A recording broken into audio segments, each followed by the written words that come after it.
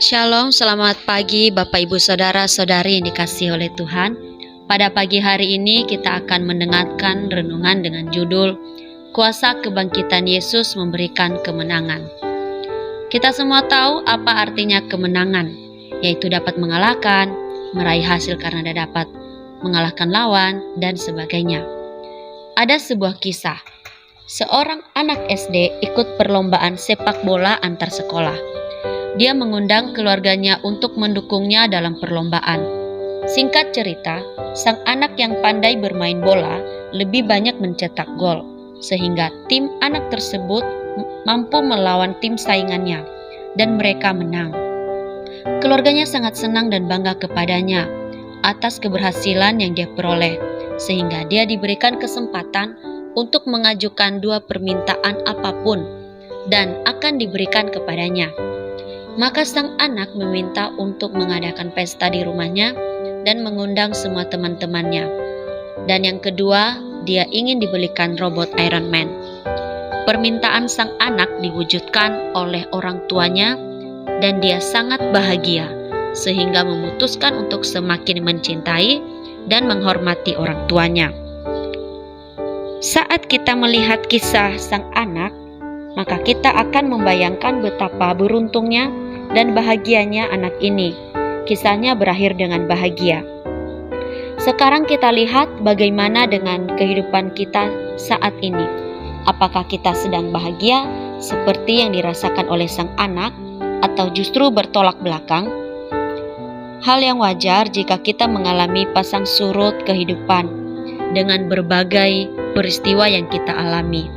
Namun, yang terpenting adalah apapun yang kita alami saat ini, kita jangan berkecil hati. Karena sesungguhnya tidak ada perkara besar yang terjadi di dunia ini, karena perkara besar berbicara tentang kehidupan kita nanti setelah kita meninggalkan kehidupan di dunia ini. Apakah kita akan hidup bersama Yesus di surga atau terpisah selamanya dengan Tuhan, yaitu tinggal di neraka. Pada ayatnya yang ke-57 bunyinya, "Tetapi syukur kepada Allah yang telah memberikan kepada kita kemenangan oleh Yesus Kristus Tuhan kita." Bagi orang percaya, telah Tuhan berikan jaminan bahwa akan menerima hidup kekal bersama Yesus di surga. Maka seharusnya orang Kristen, tetapi bukan secara status saja, melainkan yang percaya kepada Yesus tidak takut lagi akan kematian jika sudah waktunya Tuhan. Mengapa? Karena Yesus menang atas maut, sehingga kita telah dilepaskan selama-lamanya dari kuasa maut. Kalau maut saja telah dikalahkan, apalagi dengan masa lalu kita yang buruk, dosa yang telah kita lakukan pun telah terkalahkan.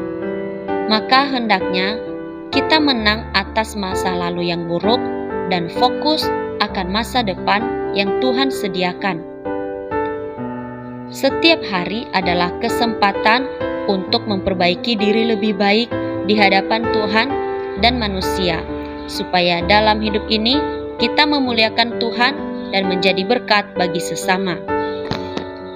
Jadi, kemenangan Yesus bukan hanya untuk dirinya sendiri, untuk menunjukkan betapa besar kuasanya, melainkan oleh karena Dia sangat mengasihi kita, maka Dia pun memberikan kemenangan itu kepada kita, sehingga kita memperoleh hidup yang kekal bersama dengan Dia. Hal ini berbanding terbalik dengan kemenangan yang sang anak peroleh, di mana hasil kemenangannya hanya untuk dinikmati olehnya, dan semakin mencintai orang tuanya karena mewujudkan keinginannya. Kita sama seperti sang anak yang berpikir bahwa saya mau berdoa kepada Yesus supaya Dia mewujudkan keinginan saya, atau saya mau mencintai Yesus supaya saya keluar dari pergumulan yang dialami. Tetapi syukur kepada Tuhan Yesus bahwa Dia tidak melakukan seperti itu kepada kita. Dia mengalahkan maut bukan supaya kita mengasihi Dia, tetapi karena Dia sangat mengasihi kita, maka Dia rela berkorban untuk memberikan kemenangan kepada kita. Dan kita sebagai umat yang dikasihinya, maka kita pun hendaknya mengasihi Tuhan Yesus. Selamat beraktivitas, Tuhan Yesus memberkati.